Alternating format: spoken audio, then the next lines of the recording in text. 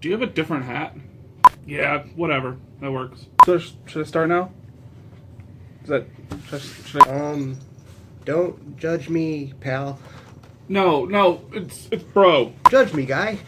No, bro. The word is bro. Don't judge me, fella. Seriously, read your script. I am trying to find my truth in the moment. Hey everyone, and welcome to MooTube. My name is... That's MaTube. MaTube? MaTube. Ma. So right here, every fourth Friday of the week... Wait. It's month. Oh. Each month. Oh, gotcha. Every fourth month... No. Every week. Every fourth week. I'm right here for the Rock County Libertine... Rock County Librarian... Libation... Liberace... Rock County Democrat... Rock County Republican... So when do I get paid? You don't. Why not? It's not in the budget. Hey everybody, welcome to MaTube. I'm Steve. It's Chris. I'm Chris. I'm Chris. Yeah, that's your line. He gets a whole line and I get to say, hey, I'm Chris. Uh-huh. I went to Juilliard for this. In 1776, the three fathers decided they didn't want... Four fathers. Four? There's four of them? Why is there four of them? Not four as in... In 1996, the four fathers... It's 1776. What? In 1776, how many fathers? Acto Queen of the Galaxy? Hey everyone, welcome to MaTube. My name's Chris, and... No, you're Steve. You're auditioning for Steve. Steve? Oh, yeah, he seems lame. I want to be Chris. No budget? What about all that YouTube money? Seriously, what's with this guy and potatoes? Alright everyone, make sure you like, subscribe. Alright everyone, make sure you like, Alright everyone, make sure you like... Alright, like this. Everyone, make sure you like and... Alright everyone, make sure you like, subscribe, share, do the... And now a special question from Jessica Bard. Jessica Boyd. Jessica Beard. So, what's the show going to be about? Libertarianism. What's a libertarian? It's a political party. Who's going to watch a show about that?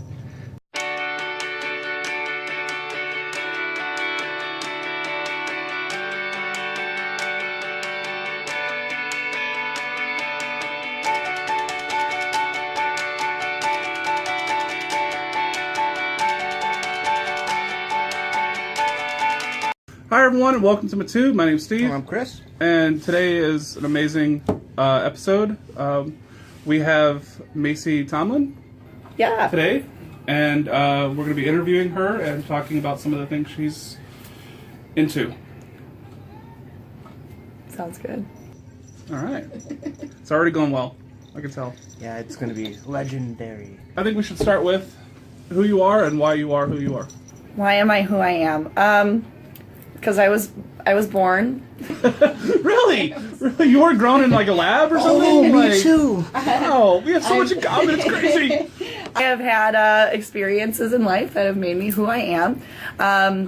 The reason why I guess I am the way I am is because I have used a different approach to curing my own depression and anxiety. Okay. But that's not how I've become well known. Right. I was the former fiance of Adam Kokesh, and I've kind of grown a name for myself and what my message is through him. But we've separated, and I have moved on to what I believe is bigger and better things for myself, Awesome. which includes starting an apprenticeship in Peru. And that will start in March. For 3 months, I'll be in Peru training under a shaman to learn how to brew what is an indigenous psychedelic to help cure people with what is going on mentally, especially with depression and anxiety and post-traumatic stress. I'm really, really looking and focusing in on those types of what they call diseases, but what I believe is actually just something that we can work through if we are brave enough to face it. So you think that'll actually work for a lot of people? outside of the pharmaceutical companies, or with pharmaceuticals, or with actual psychiatry? Well, I can't say for certain that people wouldn't still use pharmaceuticals, but I do know, based on my own experience, that pharmaceuticals are not working. What Americans do, there have been numerous studies.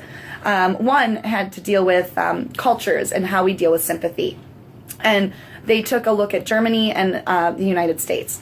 And in the United States, when somebody dies, say your dad kills himself or something, we have a tendency as Americans to be more positive in the way that we show our sympathy. Germans will just target your heart, and say your dad killed himself. How does that make you feel? You must be feeling this and that. They target the heart. They go for those negative emotions. What they concluded in this study was that Americans have a tendency to avoid negative emotions more than most cultures. I can see that sweeping a lot under the rug, kind of. Well, it's the stoic American, like, I'm an American, I don't have emotions kind of issue, I think. Got a soldier on, so, they go around it rather than going through it, and they're dealing with it years and years later. Yeah. Antidepressants are not helping. In fact, 41 million Americans are at risk for suicide right now. But what we do is we mask those emotions. Antidepressants do not cure. And if you look at any website, in fact, I just looked this up last night because I'm writing an article about it, there is no cure.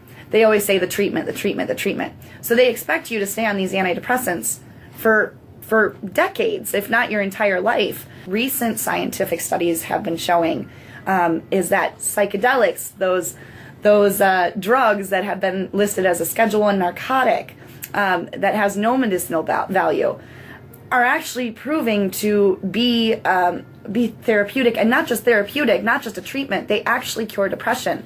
But what psychedelics do is, instead of masking your emotions, they get you to face them, and that's where the cure is. That's where your cure is. You have to face yourself. You have to face where these are coming from. And I'm an experienced person who has experimented with my consciousness quite a few times in my life, and I can say with certainty that you do have to face things. But what it has done for me in my life now is when I don't call it depression. I get seasonally sad sometimes. Seasonal sadness, I would like to call it, where sometimes I don't want to get out of bed.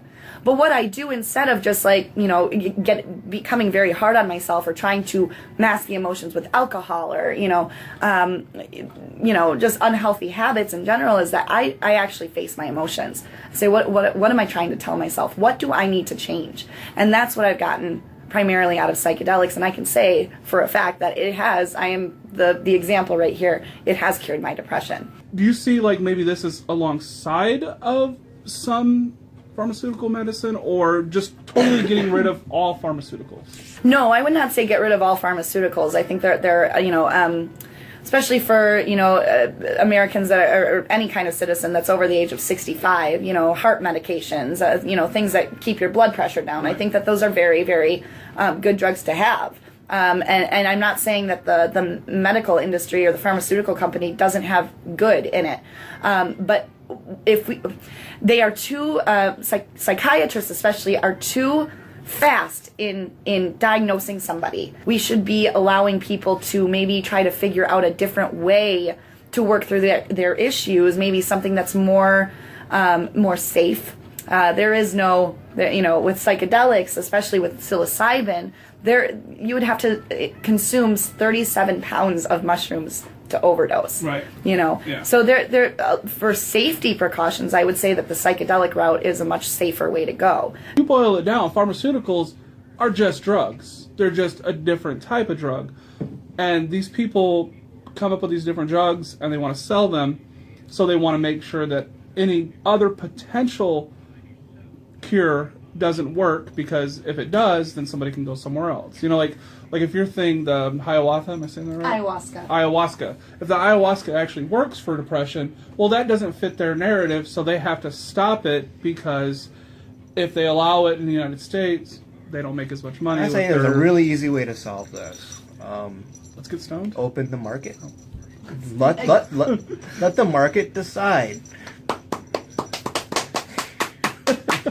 We're going to talk about what happened in the Libertarian Party with Nicholas Sarwark and Ron Paul. Don't turn your phone. Don't turn your YouTube off. Stay with us, guys. Stay here. Focus. Focus. So, for a lot of you that don't know, you want to cover what happened a little bit and give us a recap. So back in 1776, our forefathers didn't want to pay their tax.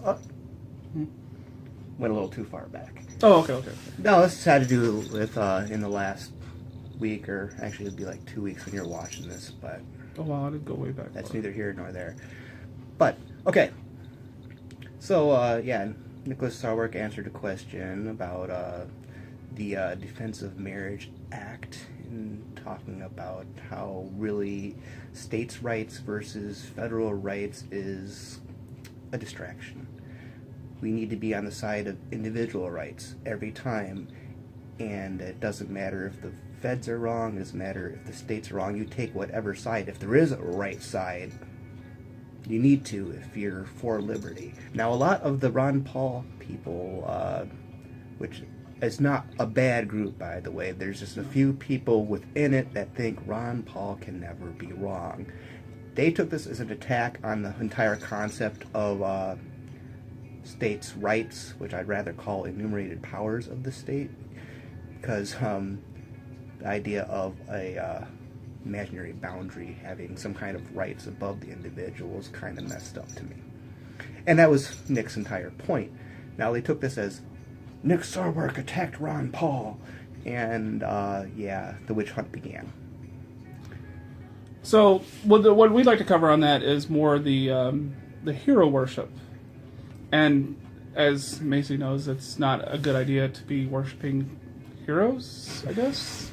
I don't think anybody should be put on a pedestal in this movement. And that's a problem we seem to have. You know, you have like Austin Peterson, who, if you're an Austin Peterson person, you're like, oh, he's perfect, or a Ron Paul, or, you know, a lot of these other people. See, I've met all of these people except Ron Paul. I have not met him, so I can't say he's not perfect. No, I'm just joking. But none of these people are actually perfect. Right. We all have our flaws. Yeah. We are all human. You know, where my situation with Adam, I watched, you know, I was the one who answered all the emails. I was the administrative assistant, and I saw, you know, how many people really, really worshipped Adam, and not knowing who he was personally. None of us should be put on a pedestal, because we all have flaws. We all have things that we have to work on, and that aren't completely. We might not live up to our libertarian principles all of the time, you know, and therefore we shouldn't be putting anybody, because nobody's perfectly anarchist yet. We have to, you know, figure, and this is why I like ayahuasca so much, because that really to me is the anarchist plant, and that helps you become that, you know, what you see as your philosophy, and bring that to life. But we still have a lot of work to do on ourselves. What I noticed from Van now, and a lot of people in the movement, is that we are constantly attacking and going on witch hunts, and I do not believe that Nick needed to be thrown under the bus like that. No. For what he said. We all have different. I mean, I feel like my situation was a little bit different, because I saw who somebody was behind closed doors and who he was portraying to be. Right. It just freaks me out. Like, literally scares me that you can't disagree with somebody on a single point if they're a certain person, without everyone just freaking out. Like, they've attached their entire identities to one person. Here's an issue to me is Ron Paul's not even a libertarian. You're shooting yourself in the foot if you're in the LP to say, screw the chairman for this Republican. Yeah, exactly. You know, it's and Ron Paul is entitled to his point of view, and so is Nick. And guess what? Nick still likes Ron Paul. Take the higher route. We should be. Those are our principles. To take the high route. Yeah. And I've made mistakes with that. I won't ever go public with anything ever again with somebody, or, you know, start a witch hunt, because I feel bad about that. You know, I have some regret towards. But I felt like you were like covering your side of the story, so people knew that what was actually going on. It wasn't like you were out there just going like, he's a terrible person and he should be flogged in the streets. No, you were just defending yourself. Yeah, actually, that's okay. I was trying to get him help before any of this went down, and I kept very, you know, I had to go through a lot of the things by myself. So when I came out, it was just kind of this big burst of all this pent up, I guess, energy that had gone into my own healing. It actually made me step backwards in my healing process. So while we go out and we do things out of pain, out of fear, and I think that's what Van is doing, that he's just going out and he's attacking, maybe out of fear that, you know, people aren't libertarian enough or whatnot. Right. When you work out of fear, that's when you hurt yourself. That's when you damage yourself. That's what I've learned. So, we really need to, you know, switch our attention from going on these insane witch hunts, fighting with all these, you know, anarchists, like, about different views, hurting somebody's reputation over it. We need to stop and start to empower people from now on. I totally agree 100%. That seems like something that the Libertarian Party or even the anarchists and people that aren't even necessarily connected with the Libertarian Party but have that same kind of belief need to leave each other alone and start actually working towards the goal that we all want, which is less government. And we could widen this out even more to just, humans in general. That someone disagreeing with an idea you have is not a personal attack. You know, you don't react with hostility just because someone disagrees. Really? So when I say I don't like au gratin potatoes, you're not attacking me with hostility? Not on camera. Hypocrite. Yeah, I think a lot of people in this movement need to grow up. Oh, yeah. It's just this. I'm just going to say it straightforward. We just need to grow up. Yep. You know, we have high principles and we have high morals, and we need to live by those. Yep. And if you can't, step back off of that computer for a little bit. Just step away from the computer. Take a little break. Just take a little break. Yeah. Because it's going to come back at you. I mean, Van is my friend on Facebook, and I've seen a lot of people just drop him, you know, and they don't want anything to do with him anymore. And this is reputation capital. So this is the ANCAP market happening. You show who you really are. You're not fit for the job. And this is why I love social media. Right. Everybody will know you're not fit for that job. Yep. Now. So, but I don't think that we should turn our backs from people either. Point out what they've done wrong, but don't. We as anarchists should also, or libertarians should also learn how to forgive, that people can change their perceptions of things, that people can do that, you know, the next day, that they might not be the same person that they were. We all are going through life learning our own lessons and shouldn't be, you know, banned. We should forgive people for something that they might have done at some point. Yeah. And without the forgiveness, we're not going to be growing as a party or growing as a people, because how do you even move forward if no one forgives anybody for anything? Yeah, exactly. Exactly. And to get to any kind of anarchist world, we need people to evolve to something other than pettiness, and that's where we're at right now, is petty. Yes. Everything's petty. Everything's, oh, this is not the right thing, and you're saying the wrong thing. So maybe this is a lesson learned. You need to be an anarchist, just like me. You know, right? Yeah. Just like how we learn lessons in life, we make mistakes. So maybe this as a movement is just a big mistake that we're making, and we're learning from each other. Like, okay, this is not how we want to move forward. So maybe this is just one of our big lessons in the movement. I think that's probably a very true statement, is like we're learning a lesson. Yeah. I like it. Yeah, me too. Yeah. You got to make a mistake to learn the lesson. So it's been a great interview. I have very much enjoyed Awesome. you guys' company. Good. So where can everybody reach you that might want to talk to you about this, or like get to know you, or what all that other? Sure. Well, I don't have a website yet. I'm still working on all of this. This is, I have to do my apprenticeship first, but you can reach me at Macey Tomlin on Facebook. I'm a big Facebook user. It's Macey, M-A-C-E-Y, Tomlin, T-O-M-L-I-N. I'm pretty quick at answering all sorts of emails. So that's all we got her. So yeah. I'm always watching. I'm always networking. So. Awesome. All right, well, everyone, that's been our episode. Thanks for watching, and make sure you do all the things you're supposed to do with the share, the liking, and stuff. It's bound to work one of these times. And if you're interested in attending a Rock County Libertarian Party meeting, it's right here at 321 East Milwaukee, fourth Friday of every month at 7 p.m. Woo! Hope to see you. All right, everyone, have a nice night. See ya. Say bye. Bye.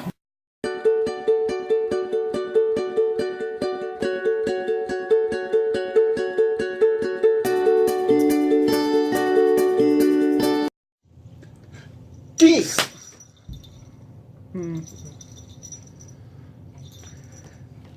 Dorks.